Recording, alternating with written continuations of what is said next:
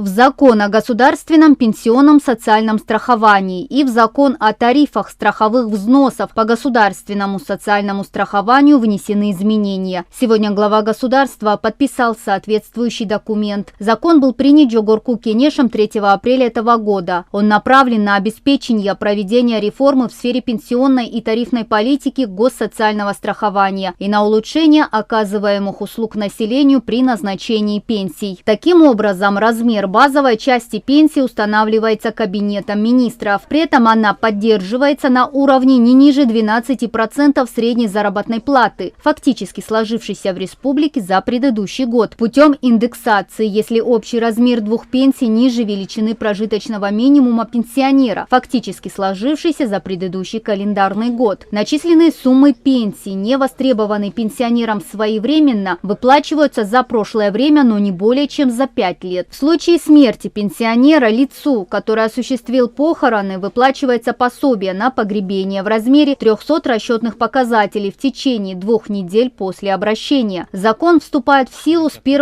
июля 2024 года за исключением ряда пунктов. С содержанием норм закона можно ознакомиться на официальном сайте www.president.kg.